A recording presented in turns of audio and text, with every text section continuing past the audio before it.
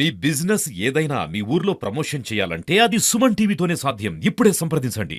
నిన్నటి సభను విఫలం చేయడానికి గత 15 రోజులుగా రేవంత్ రెడ్డి ప్రభుత్వం చేయని కుట్రలు లేవు. అన్ని రకాల కుట్రలు చేస్తూ ఉన్నారు.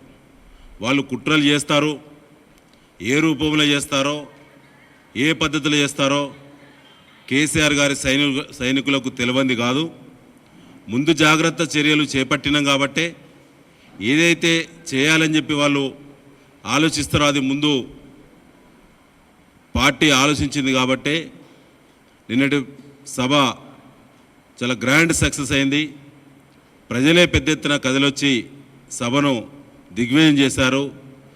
బీఆర్ఎస్ శ్రేణులకి ప్రజలకు చేతులు జోడించి వారి కృతజ్ఞత తెలియజేస్తూ ఉన్నాం. ప్రకృతి కూడా బ్రహ్మాండంగా సహకరించింది.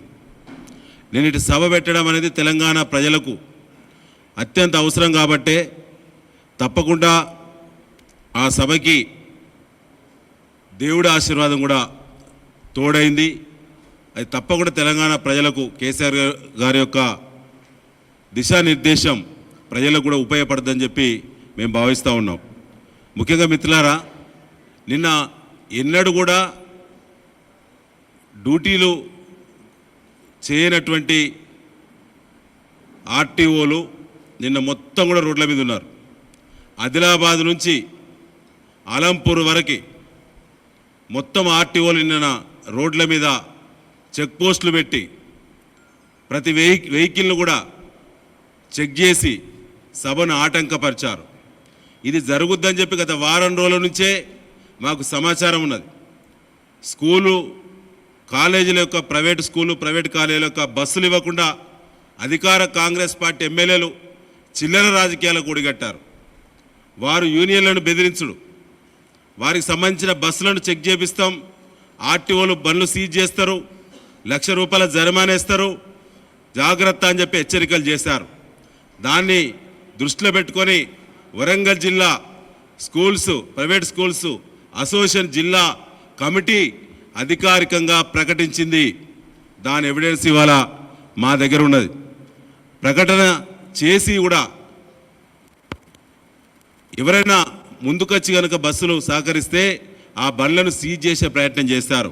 నిన్న సత్తుపల్లి మాజీ శాసనసభ్యులు వీరయ్య గారు, అదేవిధంగా పాలేరు మాజీ శాసనసభ్యులు ఉపేందర్ రెడ్డి గారు మన ములుగు రోడ్లో ఆర్టీఓ చెక్ పోస్ట్ పెట్టి బండ్లను ఆపి గంటల తరబడి ఆపితే ఘర్షణ జరిగింది.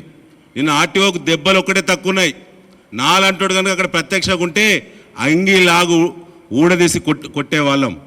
ఎందుకంటే ప్రజలను నడెండలో నడి రోడ్డు మీద నిలబెట్టి లక్షలాది మంది ప్రజలు వచ్చేటువంటి దారిలో ఆర్టీఓలు చెక్ పోస్ట్ పెట్టే పరిస్థితి ఎందుకు వచ్చింది? గతంలో ఉమ్మడి ఏపీలో కానీ 10 ఏళ్ల కేసీఆర్ పాలనలో కానీ ఏ పార్టీలు సభలు పెట్టినా ఈ రకమైనటువంటి అడ్డగింతలు ఎప్పుడు జరగలేదు. ఇవాళ నా నియోజకవర్గంలో, నా నర్సంపేట నియోజకవర్గంలో ఒక స్కూలు, కాలేజీ యాజమాన్యం ఒక్కరు ఒక బస్సు కూడా ఇలా బీఆర్ఎస్ పార్టీ సభకు ఎంత అడిగినా ఇవ్వలేదు. అంటే దాని తీవ్రత ఎట్లా ఉందో, కుట్రలకు ఏ విధంగా రేవంత్ రెడ్డి ప్రభుత్వం తెరలేపిందో అర్థం చేసుకోవాలని చెప్పి నేను విజ్ఞప్తి చేస్తూ ఉన్నాను. ఈ జిల్లాలో ఎవరైతే సహకరించే ప్రయత్నం చేస్తారో వాళ్ళను కూడా బెదిరించే ప్రయత్నం చేశారు. అధికార పార్టీ ఎమ్మెల్యేలు వాళ్ళు ప్రవర్తించిన తీరు సిగ్గుమాలిన చర్యలు. ఇది ప్రజాస్వామ్యానికి మంచిది కాదు. రేపు కాంగ్రెస్ పార్టీ వాళ్ళు సభలు పెడతారు, ఇతర పార్టీలు సభలు పెడతారు. ఈ రకమైనటువంటి పరిస్థితి మంచిది కాదని చెప్పి ఈ సందర్భంగా నేను మరొకసారి మీ దృష్టికి తీసుకురావడం జరుగుతూ ఉన్నది. ముఖ్యంగా అధికార పార్టీ ఎమ్మెల్యేలు ఆర్టీఓలతో మాట్లాడుతూ జిల్లా యూనియన్లో కాన్ఫరెన్స్ కాల్లో మాట్లాడిన ఎవిడెన్సెస్ కూడా ఉన్నాయి మా దగ్గర. ఇంత చిల్లర కొడిగడతారా? ఒక రాష్ట్ర స్థాయి ఒక ఈవెంట్, ఒక అవకాశం ఇలా వరంగల్కు దక్కితే ఇలా దాన్ని చెడగొట్టే ప్రయత్నం అధికార పార్టీ ఎమ్మెల్యేలు చేసిళ్ళు.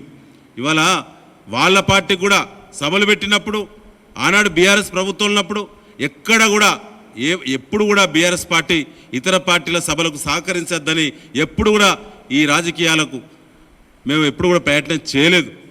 ఇది మొదటిదే కాదు. కాంగ్రెస్ పార్టీ కూడా సభలో సమావేశాలు పెడతారు, దానికి బదలా ఉంటుందని చెప్పి ఈ సందర్భంగా నేను విజ్ఞప్తి చేయడం జరుగుతూ ఉన్నది.